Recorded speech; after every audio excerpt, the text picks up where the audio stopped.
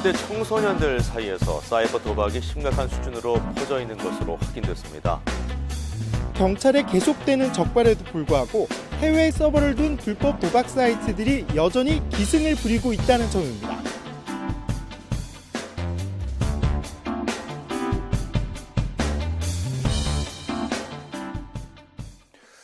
사실 뭐 우스갯소리겠지만 선생님들이 미칠 때쯤 되면 방학이 시작되고 또 엄마들이 미칠 때쯤 되면 또 개학을 한다는 농담이 있지요. 긴 여름 방학도 어느새 막바지를 향해 가고 있습니다.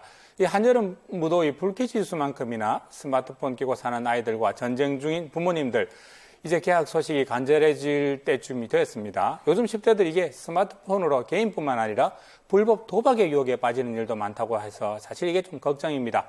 오늘 밥상머리 토크는 이 이야기 나눠보겠습니다. 서정우 가능성연구소 대표님, 그리고 김은지 변호사님, 그리고 최이순 한국도박문제관리 부산센터장님 나오셨습니다. 반갑습니다. 반갑습니다.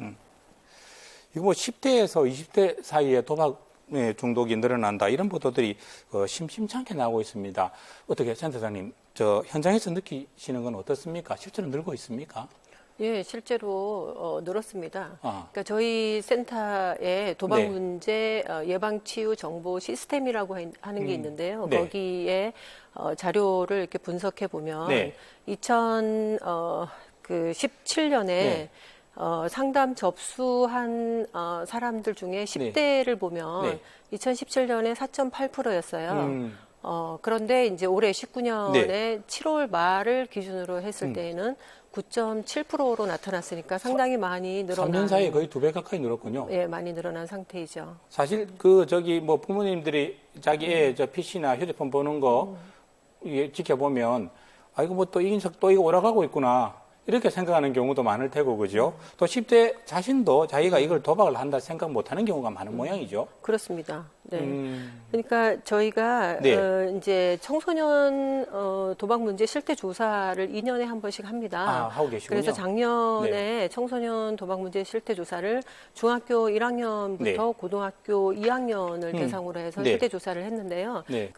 이제 문제라고 생각하는 음. 청소년 위험 집단이라고 하는 거는 네. 6.4%로 나왔어요. 전체 그럼 학생들 중에서요? 그렇죠. 그럼 100명 중에 한 6, 7명은 지금 이제 치료가 필요한 네. 그런 걸로 나타났기 때문에 네. 청소년 도박 문제를 이제 우리가 이제 가볍게 생각할 수 있는 그런 부분이 아닌 것 같아요. 네. 특히 청소년들은 이 스마트폰이라고 하는 온라인으로 도박을 하는 경우가 많이 있기 때문에 네. 이렇게 이제 오프라인으로 도박을 하는 것보다 그 폐해가 조금 더 심각한 그런 부분들이 있습니다.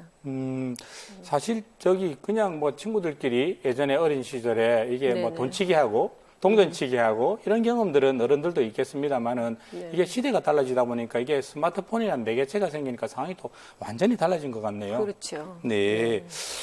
이거 변호사님, 이거 참 궁금해집니다. 어디까지가 그럼 도박이고 어디까지가 게임으로 봐야 될까요, 이거? 법적으로는 어떻습니까? 네, 일단 게임과 도박의 가장 큰 차이는 그 목적이라고 할 수 아하, 있는데 네. 그 게임의 목적은 즐거움이고 그 도박의 목적은 재물을 얻는 것이라고 하겠습니다. 아, 네. 스포츠 토토나 경마 같은 거는 나라에서 인정해서 하고 있지 않습니까? 그러면 이게 사설로 허가받지 않고 베팅을 높여서 한다면 그게 이제 도박이 되는 모양인데 이거 스마트폰으로 요즘 청소년들, 어른뿐만 아니라 청소년들도 여기에 대해서 접근이 아주 쉬워진 모양입니다. 예, 허가받지 않은 사이트를 이용해서 네. 스포츠 토토나 경마를 하기도 하는데 그 스포츠 토토 게임을 하는 경우에는 국민체육진흥법 네. 위반으로 입건이 돼서 네. 그 금액에 따라서 5년 이하의 징역이나 5천만 원 이하의 벌금에 처해지는 경우가 있고 네. 또 온라인으로 한국마사회에서 진행하는 경마 경주를 보면서 베팅을 하는 경우에는 네. 한국마사회법 위반으로 7년 이하의 징역이나 7천만 원 이하의 벌금에 처해질 수 있습니다. 저기 방금 말씀하신 5년이나 7년 정도의 형량이 도박장 개설자뿐만 아니라 도박을 하는 사람도 포함될 수 있다는 거네요. 예, 게임 이용자들도 네. 처벌을 받을 수 있고 물론 네. 이것이 최고 형량이기 때문에 이대로 처벌받는다는 것은 아니지만 네. 흔히 이용자들이 본인이 이용하는 사이트가 사설 사이트인지 공인된 사이트인지 네. 알지 못하고 접근하는 경우가 있어서 네. 그 처벌 규정을 알지 못하고 처벌받는 경우가 많이 있습니다. 우리 아이들이 도박을 하다가 그 소위 말하는 판돈이 부족해져서 이게 그 범죄가 오프라인으로 이어지는 경우가 아닌가 싶은데요. 요즘 저기 대표님 네. 그런 사례들이 계속 늘어나고 있는 모양이죠. 네, 그렇습니다. 지난 7월 초에 시민들을 좀 깜짝 놀라게 하는 아하. 사건이 있는데요. CCTV로 한번 먼저 보시겠습니다. 네. 금은방에 들어온 남자가 네. 50대 여직원에게 다가가서 갑자기 흉기를 들이댑니다. 아이고. 여성이 쓰러지자마자 그 바로 기금속을 챙겨 달아나는데요. 네. 채 20초 만에 벌어진 일입니다. 음, 보안이 강력하게 되고 있을 거라 생각한 곳이고 상점이 무려 350여 개 밀집한 기금속 상가에서 대낮에 벌어진 일입니다. 범행을 저지르신 이유가 뭔가요? 범행 이후에 광주로 가신 이유는 뭔가요? 경찰에 따르면 이들의 범행 동기가 바로 도박 자금을 마련하기 위한 것이었다고 합니다. 그 재미로 시작한 도박이 범죄로 이어진 끔찍한 광경이라 할 수 있겠습니다. 네. 네, 저 경우는 20대들이 저지른 범죄였고요. 10대들 경우도 있었다면서요, 변호사님? 예, 금은방 사건도 충격적이었지만 네. 10대 학생들이 도박 자금을 마련하기 위해서 사채를 끌어다 적발된 사례도 있는데요. 17살, 19살 두 학생이 인터넷 게임을 하려고 돈을 빌렸다가 네. 갚지 않아서 집단 폭행을 당한 사건이었습니다. 사이버 도박인데요. 네. 원금의 150%를 물린 고금리 사채였지만 아직 어린 학생들은 그 위험성을 알아차리지 못했습니다. 경찰의 이야기를 들어보시죠. 대부분 도박 사이트들은 성인 인증과 같은 그 필터링 조치가 전혀 없어 청소년들도 쉽게 접근이 가능하고 청소년들은 그 도박 행위가 단순한 게임을 넘어선 범죄 행위라는 인식이 희박하기 때문에 애들 같은 경우는 그럼 이게 저기 자기가 질병에 도박 중독이라는 질병에 걸릴지 모르는 경우가 많은가요? 그렇죠. 그러니까 센터에 상담받으러 오는 학생들은 네. 그 다 이제 비슷한 그런 과정을 거치게 돼요. 아, 어떤?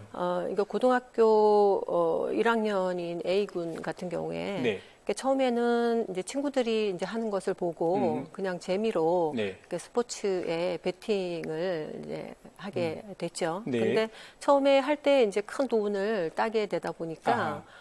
굉장히 자기가 이제 마음대로 돈을 쓰고 네. 그리고 또 친구들한테도 또 맛있는 것도 막 사주고 막 이러다 보니까 네. 친구들도 좋아하게 되고 네. 그러니까 점점 이제 도박에 빠져 들었는데요. 네. 근데 이제 도박이라고 하는 것이 결국은 불확실한 결과에 내기를 거는 것이기 때문에 네. 늘 딸 수 있는 것이 아니죠. 네. 그게 점점 잃게 되면서 돈이 부족하게 되니까 이제 부모님 뭐 지갑에 손을 댄다든지 네. 아니면 뭐 친구들한테 이제 고의자로 돈을 빌려서 아하. 도박으로 갚으면 된다라고 생각을 하면서 오히려 이제 뭐 몇천만 원의 빚을 아이고. 지게 되다 보니까 1, 20만 원이 아니라 예, 크게 큰 몇천만 빚을 지는 원. 경우도 있네요. 그렇죠. 그래가지고 이제 불안 초조해지고 막 네. 이러다 보니까 부모님이 그거를 이제 알고 네.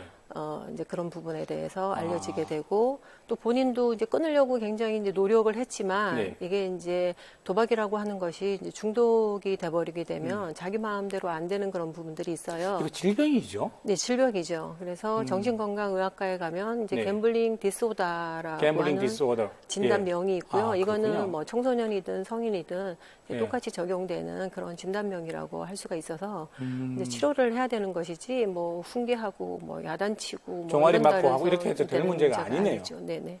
아, 10대들이 이게 도박 접근하는 걸 좀 어른들이 차단을 해주면 좋을 텐데 그게 아니라 애들이 쉽게 접근할 수 있도록 지금 저기 구조적으로 되어 있는 모양이죠.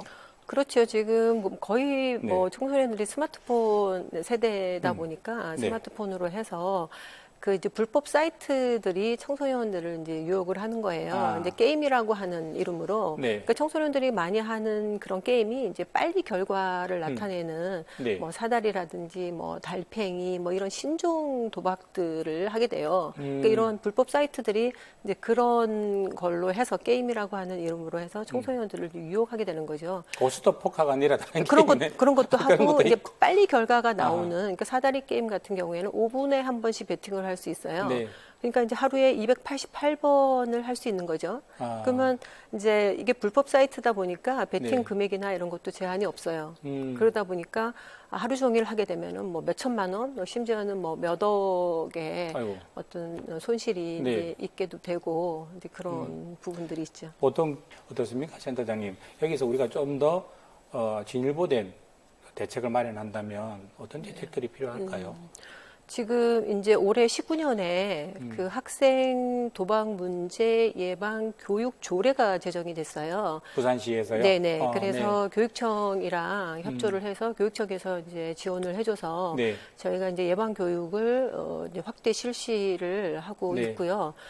이제 그래서 지금 이제 그 중고등학교가 한 40% 가까이가 예방 교육을 신청을 했고요. 네. 이거는 이제 작년에 대비하면 아주 많이 상승한 그런 이제 신청률이고요. 네. 근데 이제 한 가지 좀 아쉬운 부분은 이제 교육청에서 협조를 해줬기 때문에 너무 네. 감사하고 다양한 일이기는 한데 지금 이제 이미 불법 도박 문제로 해서 이제 치료를 받아야 되는 학생들이 있어요. 그런 학생 같은 경우에는 네. 이제 조기 개입이나 이제 상담의 과정을 이제 네. 거쳐야 되는데 이제 학교나 이제 학부모들은 이런 부분들을 조금 이제 숨기려고 하는 그런 네. 부분이 있어서 그렇겠습니다. 조금 그래서 네. 빨리 조기에 개입을 하면 네. 또 그 효과도 좋고 또 비용 효과적인 그런 부분이 있기 때문에 네.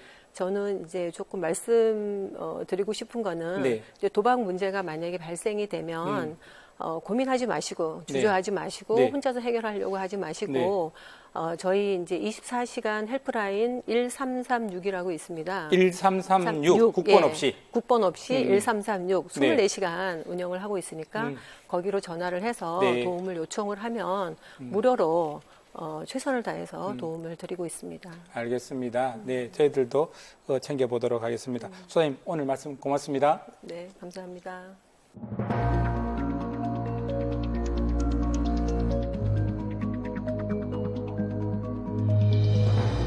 정화조 배기구에서 폐를 손상시키는 맹독가스, 황화수소가 새어나온 것으로 보고 있습니다.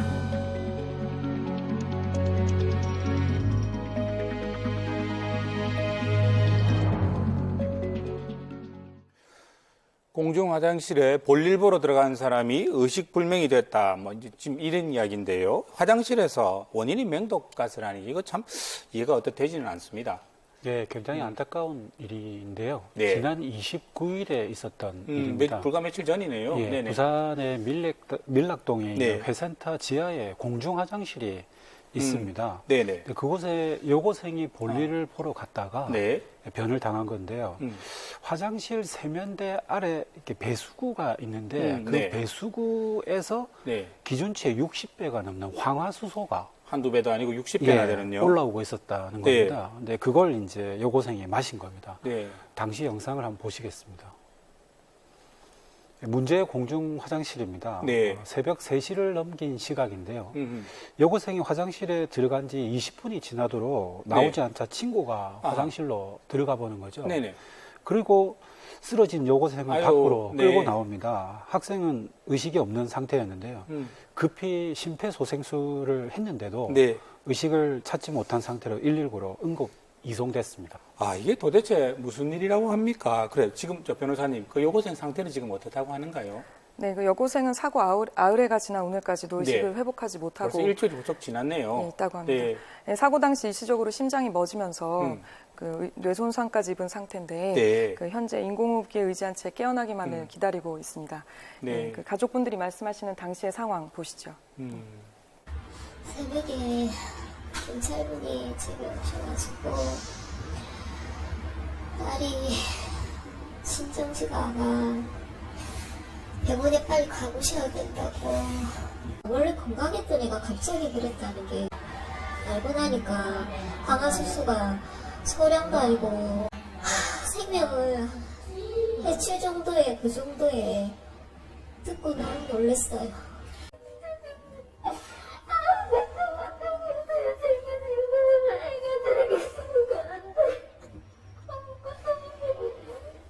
가족분들 정말 억장이 무너지는 심정이실 그러게 겁니다. 말입니다. 사고가 난 지 일주일이 지금 넘어가고 있는데요. 네. 이렇다 할 좀 상황 변화가 없자 그 피해 여고생의 언니가 네. 청와대 국민청원 게시판을 통해서 동생의 억울함을 알리고 있습니다. 저 화면이군요. 예, 가족에 따르면 여고생은 현재 의식을 잃은 상태이고요. 네. 중환자실에서 치료 중이라고 합니다. 아. 뇌 손상이 심각하게 우려되는 상황이라고 전했습니다. 정화조 펌핑 작업만 제때 이루어지고 그 시각에 공중 화장실 출입만 막았더라도 그러니까 이런 사고는 일어나지 않을 것이다 라고 동생의 억울함을 눈물로 호소하고 있는 상황입니다. 귓가에 대고 얘기를 해요. 많은 사람들이 우리 동생을 응원해주고 있다. 그러니까 빨리 그냥 눈만 떠라. 그냥 눈만 떠라. 그냥 눈만 뜨면은 언니가 맛있는 것도 많이 사주고 하고 싶은 거 다 들어줄 테니까 어떤 상태이든 간에 눈만 떠라. 그냥 그런 말밖에. 이거 뭐 저기 옛날 재래식 화장실도 아니고 이 수세식 요즘 화장실에서 이렇게 맹동가스가 나오리라고 누가 생각했습니까? 조금 구체적으로 좀 설명해 주시겠어요? 예. 많은 분들이 그 점을 의아하게 생각하실 겁니다. 그러니까요. 화장실에서 배출된 분뇨가 네. 정화조에 모이면 이때 암모니아와 황화수소와 같은 유독가스가 발생을 하는데 네. 이 가스를 분해하기 위해서 하루 한 차례 정화조에 산소를 주입하는 펌핑 작업을 한답니다. 네. 그러면 유독가스가 배기장치를 통해서 외부로 빠지게 되고 네. 밀락회타운 공중화장실의 펌핑 작업 시간은 새벽 3시부터 4시까지인데 네. 하필 이때 배기장치가 제대로 작동을 하지 않아서 화장실 내부 유독가스가 가득 찼고 누가 들어갔더라도 아마 문제가 될 수 있었을 것이라 생각합니다. 국가수가 그 시뮬레이션을 통해 당시 유독가스를 검출했습니다. 네. 그 문제가 된 가스 성분은 황화수소인데요. 이 황화수소는 계란이 썩는 악취가 나는 무색의 가스입니다. 네. 노출이 되면 구토나 어지러움, 호흡곤란, 메스꺼움 같은 증세를 일으킨다고 알려져 있습니다. 이 황화수소가 허용 기준치의 60배가 넘는 양이 검출됐다고 합니다. 네. 여고생은 이 다량의 황화수소를 마시고 의식불명 상태가 됐고요. 그 여고생을 구조하던 친구도 2번이나 정신을 잃었다고 합니다.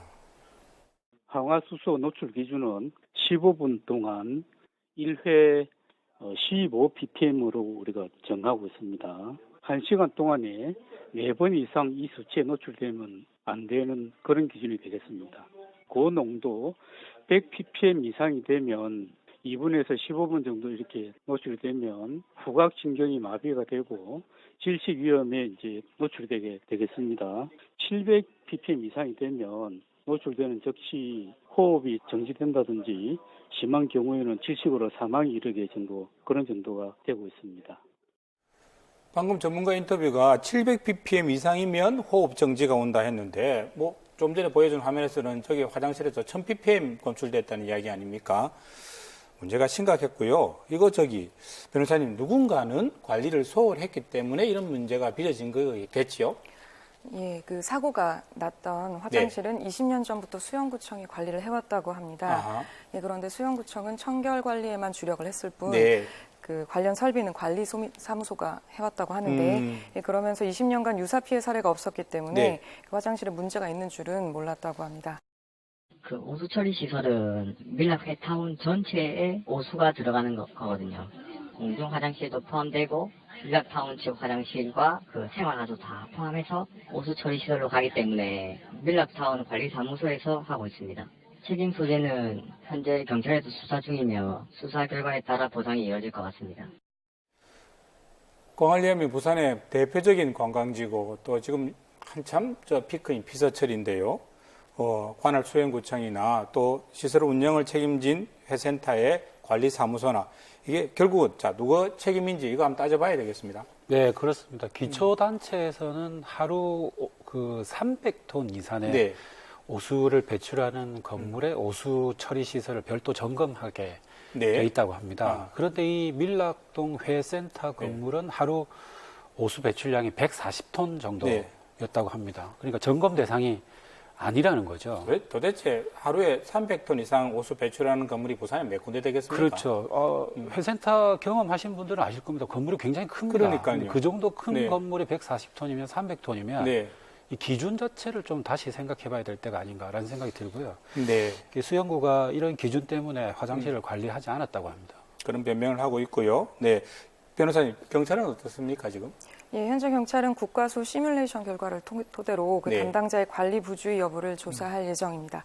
만약 공무원이나 건물주 관리인이 네. 화장실 관리를 위해서 주의를 제대로 기울이지 못한 과실이 있다거나 네. 또 그 과실과 이 사건 사이에 인과관계가 인정된다고 판단이 된다면 네. 업무상과실 치사죄로 처벌받을 수 있습니다. 예, 재발 방지를 위한 제대로 된 대책 마련돼야 될 것 같고요. 무엇보다도 우리 아직 정신을 차리지 못하고 있는 이 여고생 회복됐으면 하는 바람 저희들도 가져봅니다. 두 분 오늘 수고하셨습니다.